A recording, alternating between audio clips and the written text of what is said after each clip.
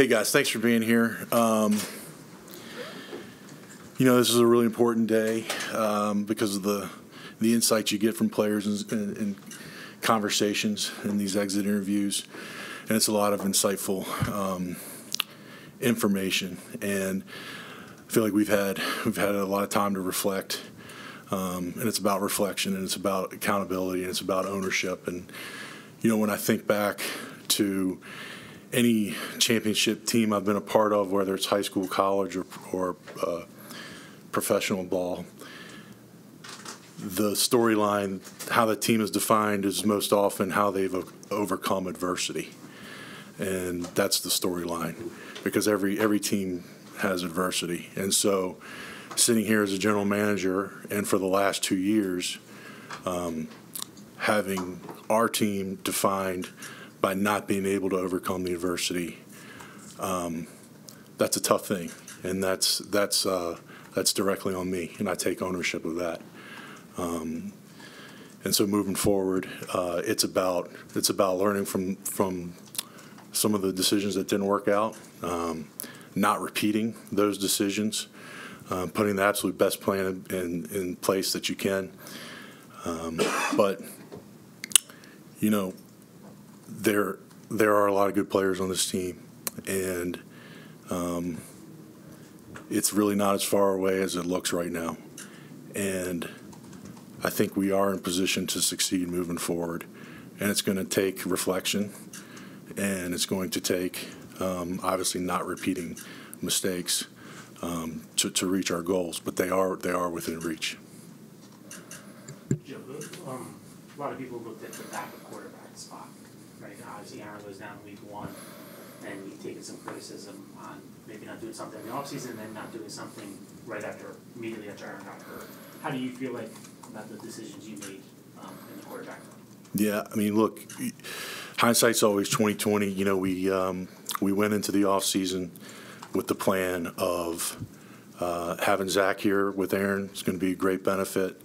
Felt like we went through training camp. Zach had a great training camp, and we felt that we had a good plan in place. Obviously, things didn't work. So hindsight's always 20/20. So it's easy to go back and say woulda, coulda, shoulda, but what in our process was wrong, because you try to take all the information you have at hand and make the best of it, the best decision you can make with that information. So, what specifically didn't work with that process, and making sure that we don't make the same mistake twice. What do you expect the quarterback room to look like next year, and what's Zach's future with you guys?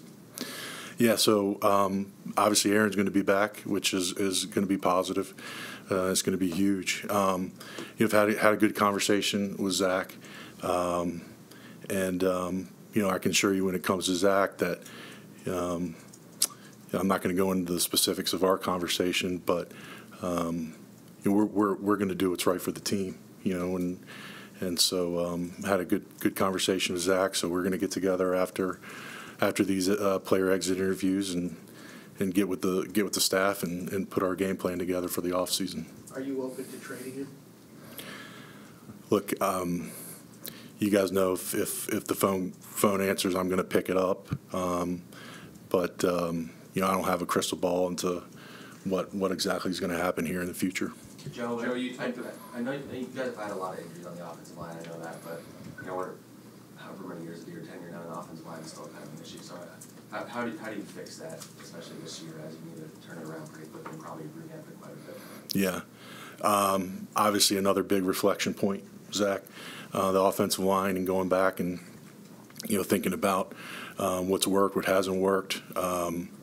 Obviously, we've invested a lot of resources in that position, and so going back and I know I've sat here and had conversations with you guys in the past about how much availability is of importance to this group, and for the last 2 years we've been banged up, and so going back and looking at the performance and availability of this group, I feel like I spent so much time trying to prevent the storm from actually coming when it comes to injuries. I think certain injuries are unpreventable. I feel like we've done a lot better job in terms of soft tissue injuries, but I think candidly, one of the things I could have done better with the offensive line is keeping an extra offensive lineman. Not going into the year with 9 offensive linemen, but maybe keeping an extra body there. We still would have had the short four or 5 guys with all the offensive linemen we played, but. So again, it's going to be going back to every single decision-making process, and because we have gotten some decisions right there, and we feel like we do have a few cornerstone players on that offensive line moving forward, and building around those guys and keep adding to the group. Joe, you've talked about mentioned your process a couple of times with the offensive line, the backup quarterback spot, where you guys trusted it, you thought it was right, and it turned out to not, or it turned out to fail. Is that more alarming when what you think is right turns out to not be, and how hard is it to go back and make adjustments, and what adjustments do you have to make specifically?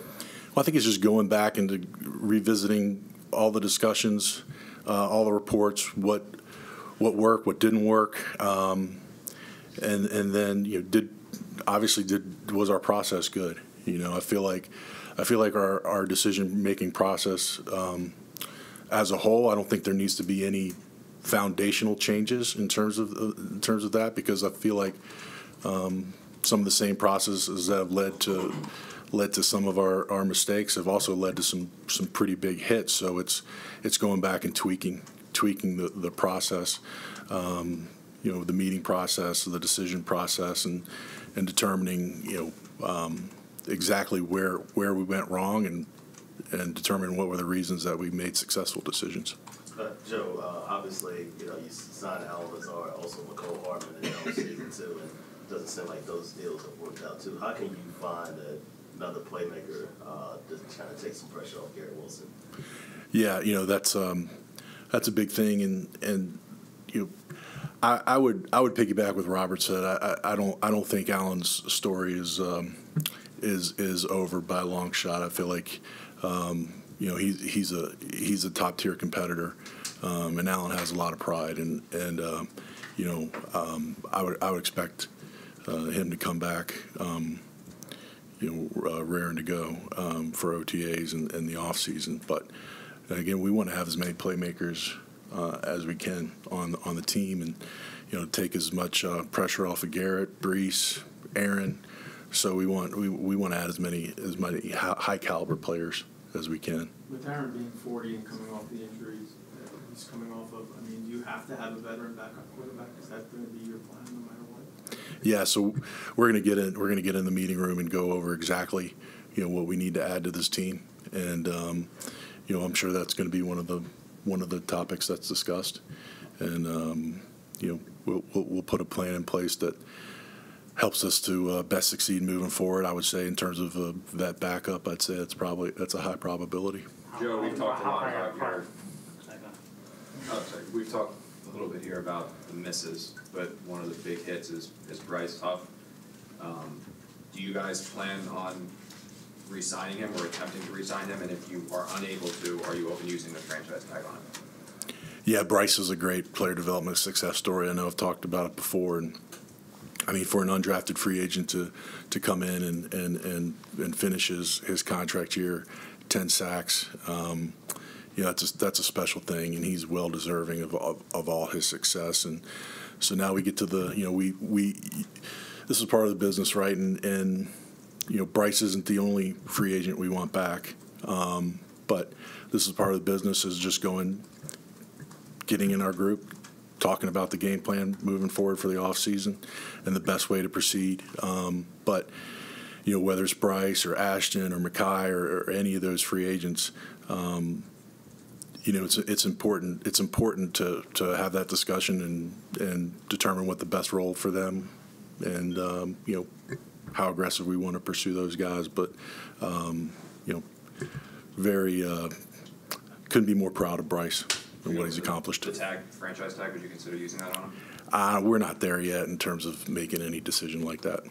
Joe, I know best player available, right, with the draft is the philosophy. But with Will, you look at it, long term he might become a very good player, but in the short term he played less than 20% of the defensive snaps this year. So people would look at it and say, with the 15th pick, would they have been better off drafting a receiver, drafting an offensive lineman, drafting someone who maybe would have had a greater impact in the 2023 season? What do you say to that? Well, I would say that's a fair critique to say. I feel like, we've always valued the lines, and we've invested a lot into both lines, obviously with varying degrees of success.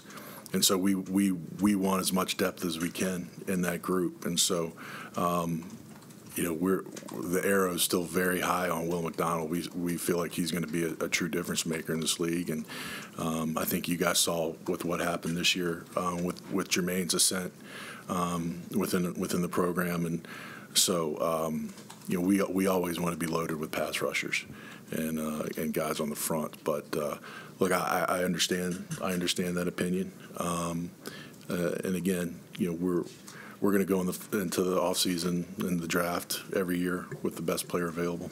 Joe, how do you avoid having this next coming year feel like a do-over? I'm sure you don't want it to feel like a do-over after Aaron's 4 snaps and out.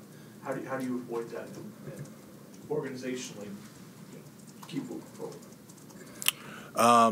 I felt like this year almost felt like a do-over in terms of having the same record, and so I think moving forward, again, the most important thing is looking in the mirror and having the hard conversation with yourself and with other people in your group on the things that worked and why did they work, the things that didn't work, what did we get wrong there, because we just can't make the same mistakes, and so it's about learning from that and moving forward and getting it right. Dalvin Cook, just why didn't marriage didn't work between the Jets and Dalvin?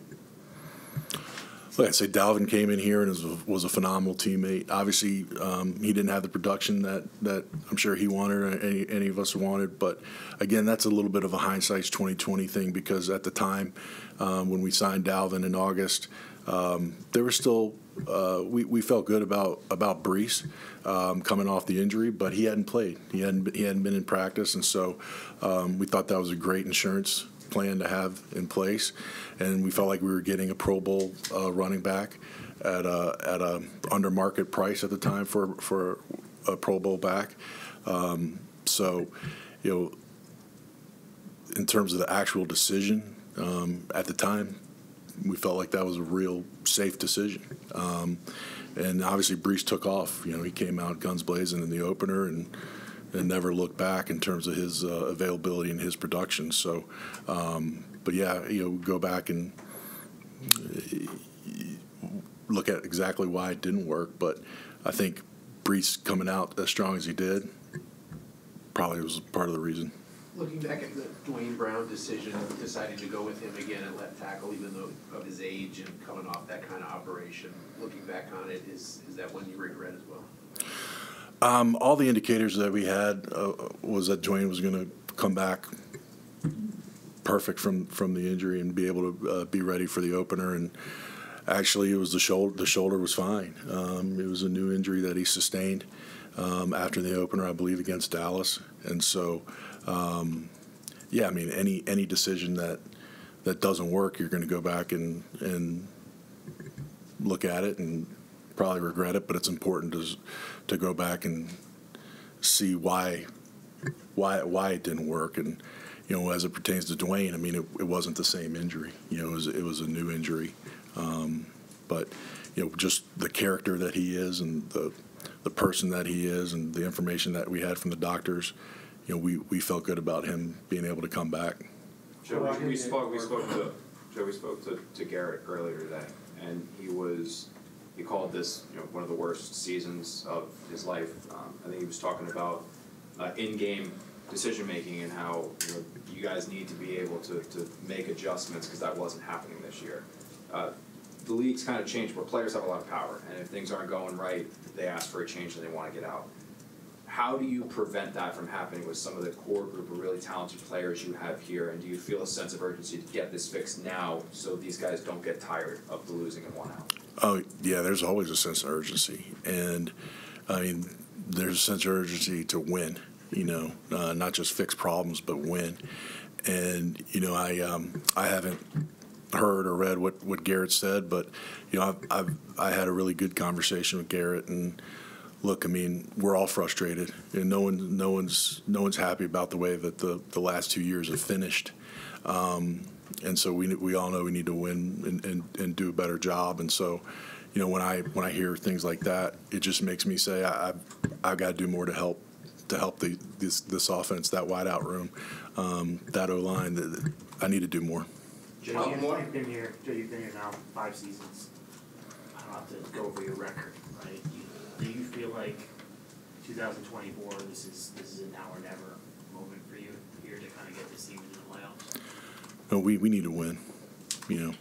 My record's not good enough, and I know that. And everything we do moving forward is to win, and that's it. That's all that matters.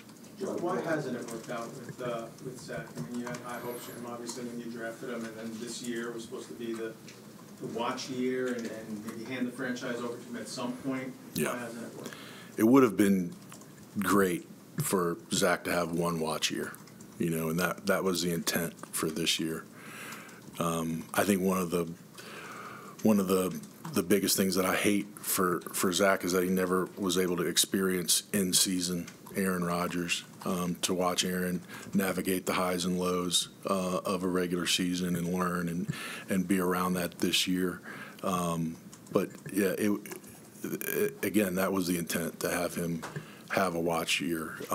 But when his number was called, look, I think Zach improved on every metric that he's ever had here. Ultimately, like a lot of my decisions or the team, it wasn't good enough. We weren't good enough this year. But it certainly wasn't for a lack of effort or trying. And I piggyback with what Robert says. Zach is going to be a really good player in this league for a long time. Love it, Andy, Cos, and then Zach. Yeah, just going back to, you talked about at the beginning not being able to overcome the adversity. In terms of fixing that, do you feel like it's not just bringing the players, but kind of the operation and the way you guys do things around here? Just can you talk about what you've learned about that over this process and going through those 2 years where you didn't, overcome adversity the way you wanted to? Yeah. I think you have to go back and look at your process from the way you have meetings set up to how we do everything, and again, I don't feel like we have to make an overarching complete tear down change with our process and our decision making process, because again, it has led to some good decisions, but it hasn't led to winning, and we need to win. So it's going back and looking at everything. How would you assess the job Robert did and his coaching staff this year? I love Robert and his staff. They do a phenomenal job, and I love their energy. And I've talked to you guys about how I love how they teach and their ability to connect. But ultimately, I need to do better for them. Jumping off that, why do you think Robert is the right coach to lead this team forward?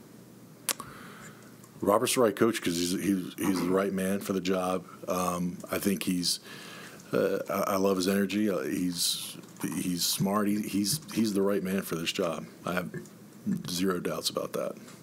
Thanks, everybody. All right. Thanks. Thanks, Joe.